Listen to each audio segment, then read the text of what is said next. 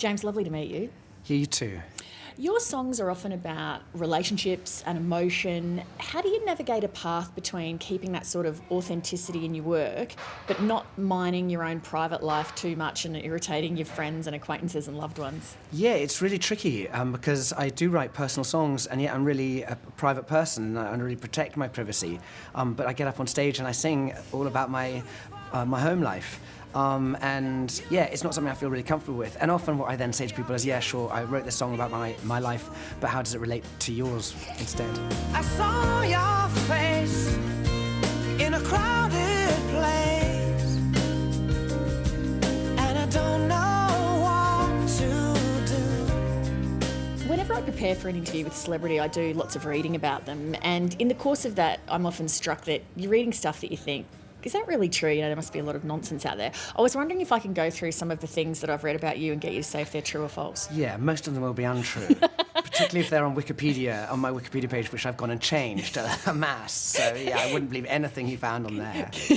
All right, how about this one? At a gig, you once stage dived into the audience and security grabbed you and wouldn't let you back on stage because they didn't realise who you were, leaving you screaming, "I'm the effing singer." Yeah, that's entirely true. In Chicago, I jumped off the stage. It was a really high stage as well, and I'm a shorter man, so it was quite a fall. And I landed in this enormous great bouncer, pinned me on the floor, wouldn't let me go, and I was screaming at him, "Yeah, I'm the singer, I'm the singer." And eventually I was allowed to rise up. The audience were thrilled I was. My band carried on playing, but in hysterics of laughter. Okay, during your 6 years in the British Army, one of your duties was to stand guard over the Queen Mother's coffin as she lay in state. I did, absolutely, yeah. I was the Queen's ceremonial bodyguard. So whenever you see the Queen in a carriage, I'd be one of the guys riding behind her or back left of the carriage on a horse with a helmet, armour, sword, mic'd up to the police, and there to protect her, as well as look good for tourists to take pictures of. And yeah, of course, when I was serving, the Queen Mother died, and there was an amazing state ceremony and funeral, and it was an amazing thing to be part of. You were an eBay addict at one time, and you once sold everything you owned on eBay and came home to a totally empty flat. Yeah, entirely true. I really was. When I started as a musician and realised I was going to go on my first ever world tour, I thought I'd better get rid of everything, and so I eBayed the entire contents of my house until there was really nothing left other than my sister, who I found in the flat crying, saying she couldn't get to a funeral in Southern Ireland, and in Cork the ferries were out of season, and the planes were on strike. And so I put her up on eBay as a damsel in distress, needs a knight in shining armour. What can you do? And these men bid and bid and bid. And a man won. He had a helicopter so he could fly to the funeral. And they started seeing each other, and they're now married with 2 children. Wow. Okay, what about this one? In a survey, you were once voted Britain's 4th most irritating thing, more annoying than traffic wardens and stepping in dog poo, but less annoying than cold callers and queue jumpers. It is true, although I've always slightly struggled with it, that in many ways, because I was upset to only come 4th, and not in at least the top 3. And also, I just I don't think there were that many people who were necessarily questioned. Look, I would heaps rather be interviewing you than a traffic warden, if that's any consolation. Thank you so much. Why are people so mean to you, Brits in particular? Oh, well, I think if you put your head above the parapet in any kind of industry, you're going to get shot at. And as a musician, you put music out, and people are going to give you grief for some songs that they don't like, because music is entirely subjective. And I've just been on tour with Ed Sheeran, and he is the guy who's got his head above the parapet at the moment. And lots of people, as a result of his success, say, "Oh, I don't like Ed Sheeran," and that's why he quit Twitter from the negative comments.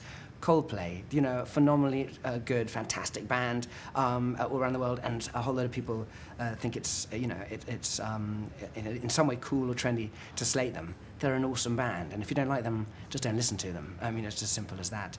And I think with the advent of social media, people just have a voice that otherwise they wouldn't. As children, we were told, if you keep your opinion to yourself, or if you have nothing nice to say, don't say it at all. But social media has just allowed us to say anything. But I think it's probably not worth taking it seriously, because whilst we do find a negative comment here or there, I'm on tour and I'm playing to thousands of people every night.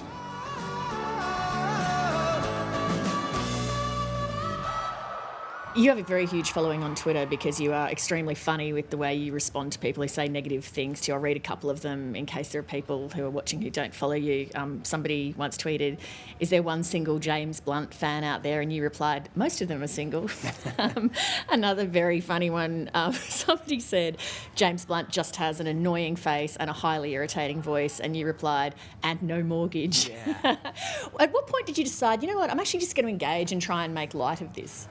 Well, I started doing music before there was that kind of an outlet, so I was doing everything. I was marketed through a record company who, you know, they did a fantastic job, but they definitely marketed me as kind of a safe, sweet, nice guy, and advertised me after Desperate Housewives, the television program.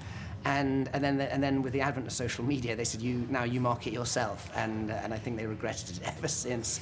But yeah, I've always been quite direct with people, and I come from an army background where we take the mickey out of each other, and the Brits do too. And boys in a band, we would do that. And so yeah. And so really I'm laughing at myself almost for reading anything negative. As I say, if you're on a tour and you've got tens of thousands of people who've paid tickets and they've queued up for hours and they've travelled distance and booked hotels to come to a show, it seems bizarre to look online and be upset by the 5 negative tweets that you might find. And so really I'm not just taking the mickey out of them, I'm taking the mickey out of myself as well. Lovely to have you on, James. Thank you very much. So nice to see you, thank you.